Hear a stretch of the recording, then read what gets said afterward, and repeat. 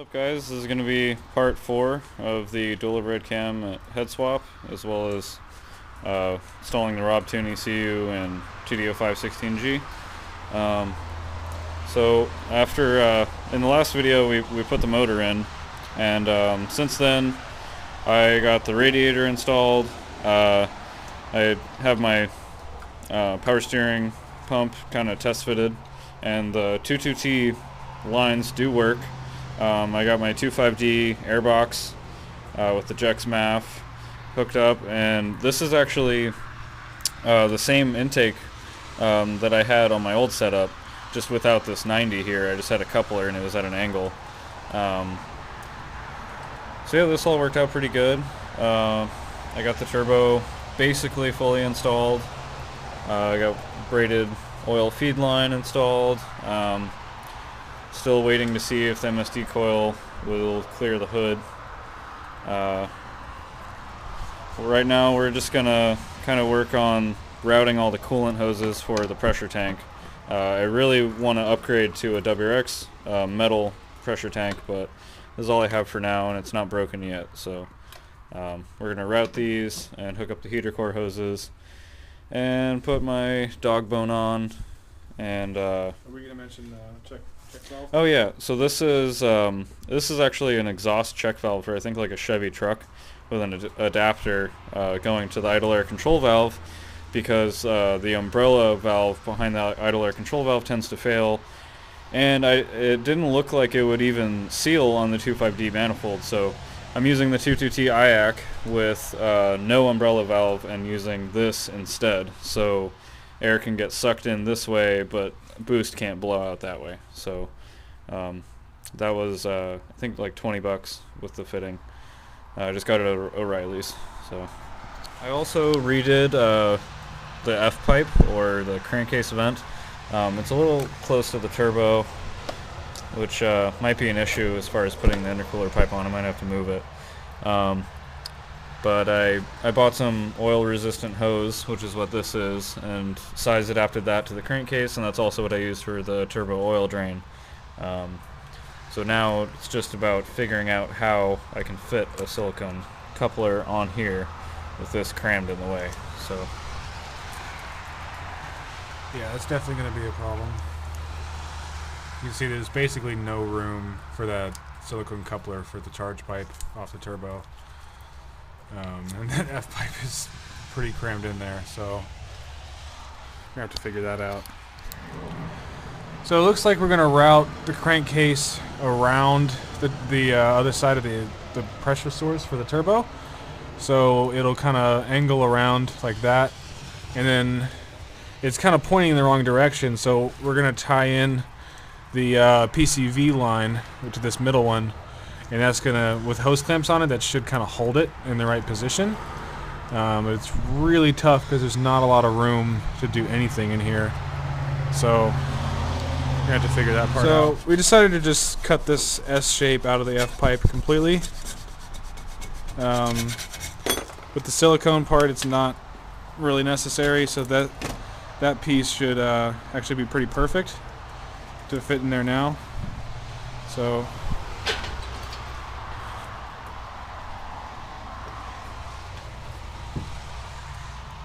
something like that. yeah, just kind of cram that in there, and then we'll move the PCB lines around.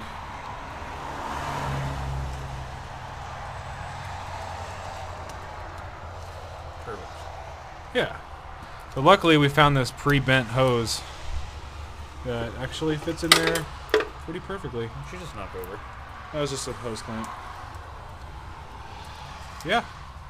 And then the this will top go to one, the catch can. yeah, that top one will go to the catch can, and not bad. Okay, so we got the heater core lines all hooked up. He's just running the lines to the catch can, kind of securing it with zip ties over to some of those lines over there.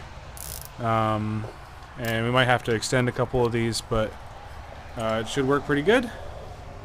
But we're going to leave it here for tonight and then come back tomorrow and work on a bunch more of this stuff. So hopefully get this thing started this weekend. Alright, this is the ignition converter. Let me set up the light. this is the ignition converter that I got from Rob. So it takes a 4-channel ignition ECU, like the EJ20G ECU, and you pin it in place of where these two were, and then there's 2 open slots next to it, so 4 goes in instead of 2, and then 2 comes out, and so you connect these to these wires, so just green to green, yellow to yellow. So that is converting an ECU that's made for coil over plug to a waste spark system like we have. And then it has power and ground here, which ground I believe is this back wire here. I'm not sure if you can see that. It's black and white. And then the power one is one of these. I forget. I'll look at the instructions and go over which wires are which for power and ground. But it's pretty simple to install. All you have to do to get the pins out is release this latch right here, and this part that's kind of like a hinge will fold down, and then you stick like a pick, or I used a safety pin to just release the clip and then pull the wire out the back. It's pretty easy. Just don't forget to take this latch off the back. Like I couldn't figure out why I couldn't get the pins out, and then I realized that it has this latch on the back that keeps them in. So got power and ground hooked up. So the ground wire, which is the black one coming out of the converter, goes to this black wire with a white stripe, I believe. Yeah. Which is pin number 14 on F47 connector, and power goes to on a 91 it's yellow with a red stripe, and then I think on, let's see, it's yellow with a blue stripe if it's newer than 91, I believe. And so that's power and ground. Now all that's left is to solder the 2 signal wires to these 2 signal wires, and then it's done. And I can plug in my EJ20G ECU and actually install it.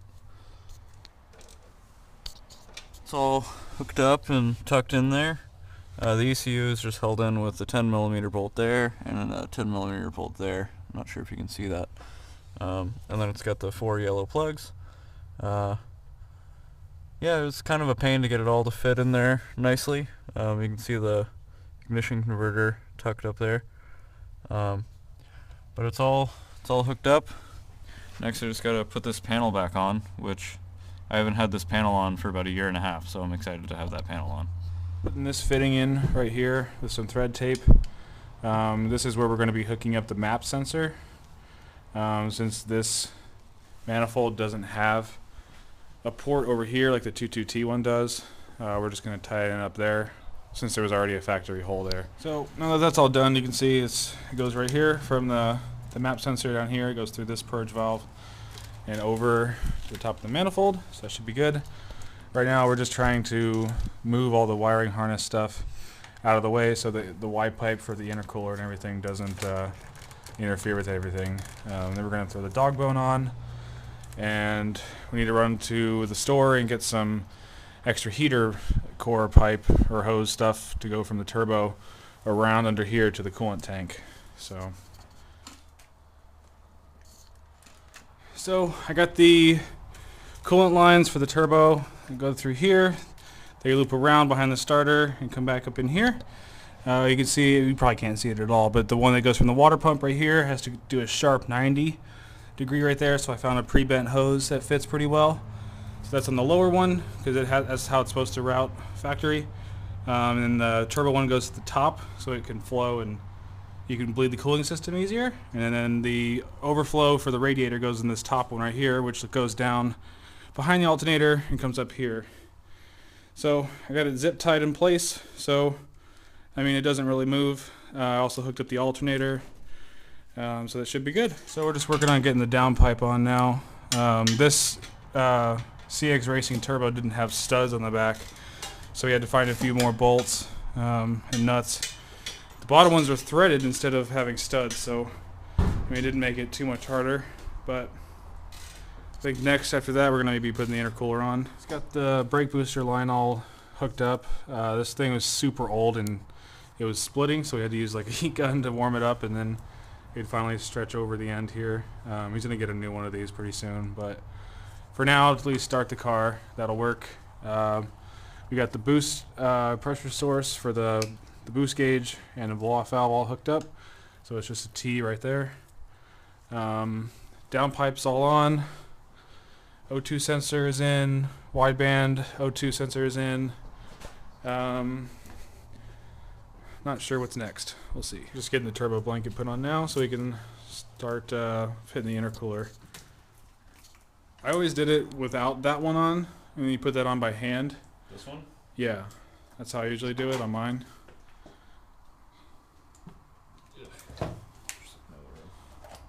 It's going to be a tight fit.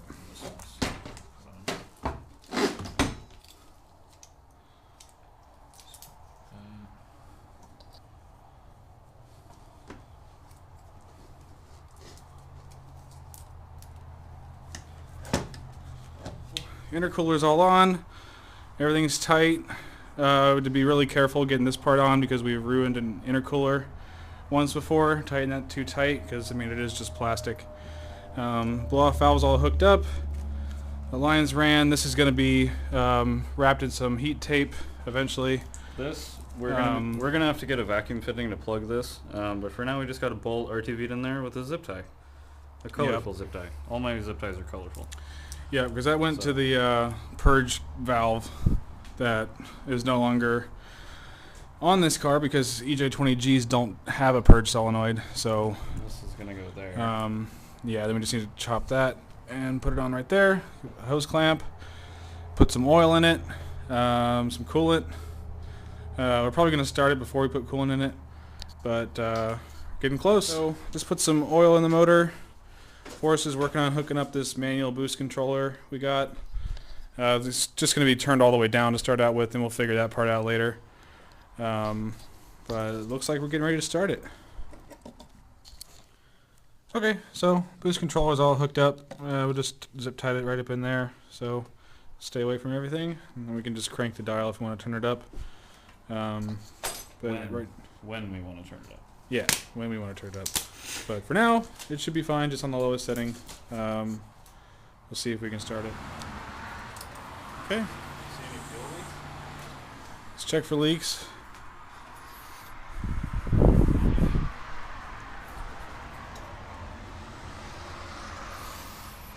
I don't see any leaks. I don't smell any fuel. I hear it priming.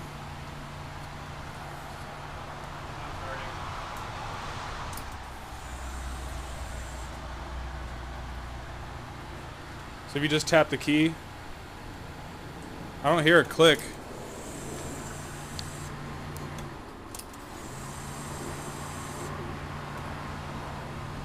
Okay, it's probably the start.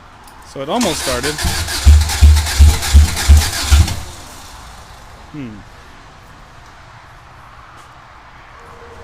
Try it again.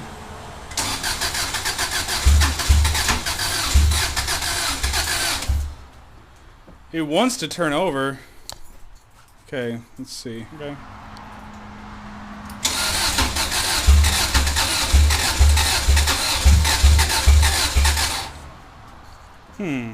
Well, it cranks. It does not have spark. I smell fuel, and my air fuel ratio gauge shows a little bit rich while I'm cranking, so I'm pretty sure I'm getting fuel, which is good. So that means it's not the cam sensor we fucked up or the crank sensor.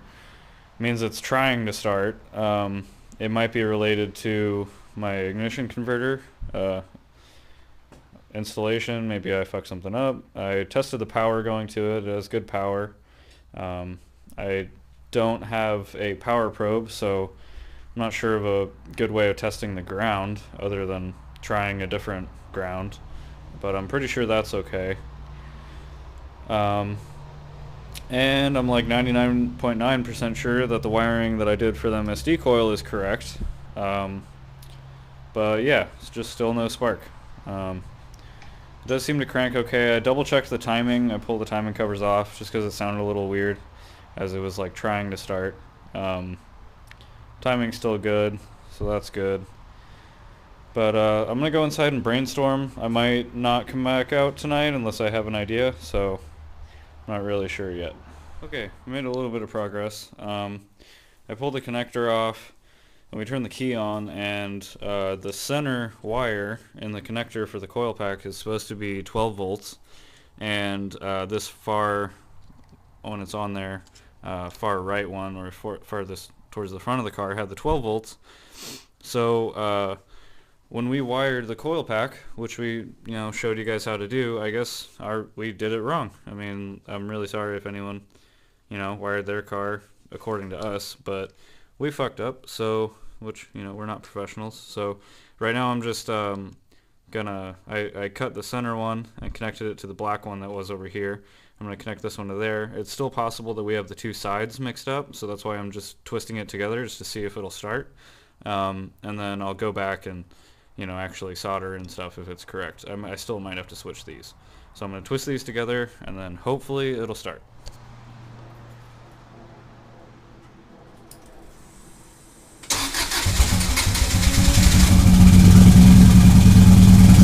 Yeah!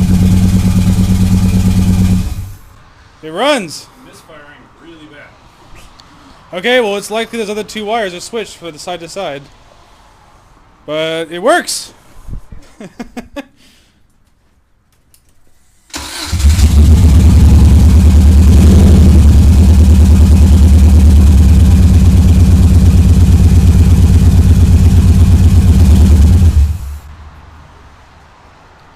Definitely 3 cylinders. Yeah. Well, 3 is better than none. Making some progress.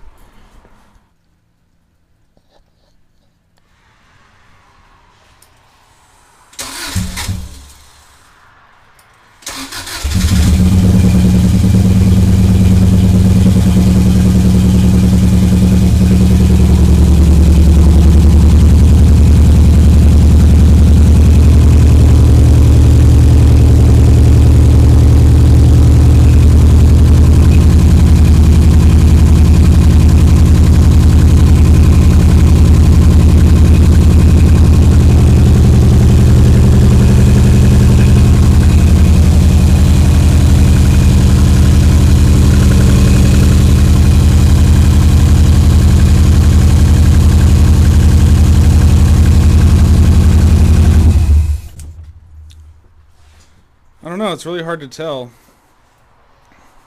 Smell a lot of gas from whatever cylinder is. Well, yeah.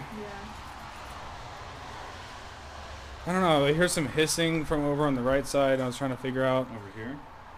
Yeah, and I could feel like, there's obviously no fan running, but I could feel air moving. Really? Yeah, back here. And so I was trying to figure out what the hell.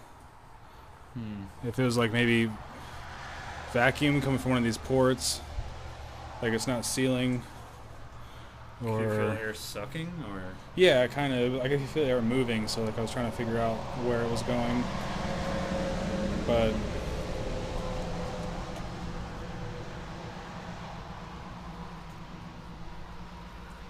I don't know.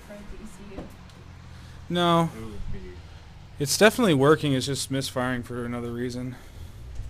If it was only 2, and it was the same 2. It should Yeah, be coil and we got to figure out which cylinder it is, and then.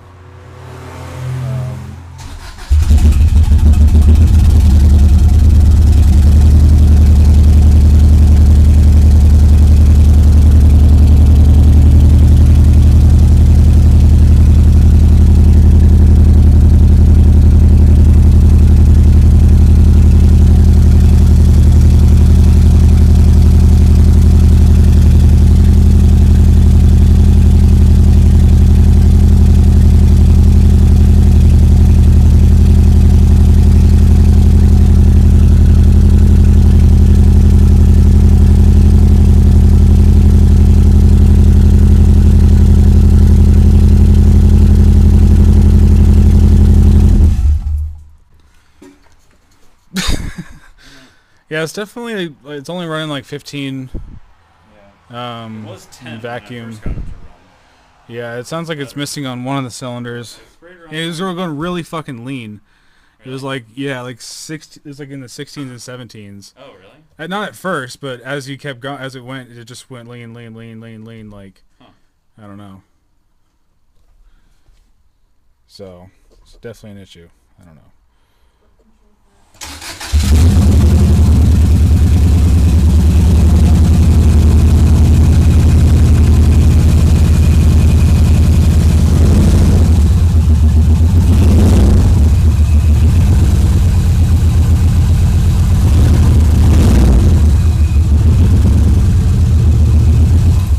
Where's the brake clean?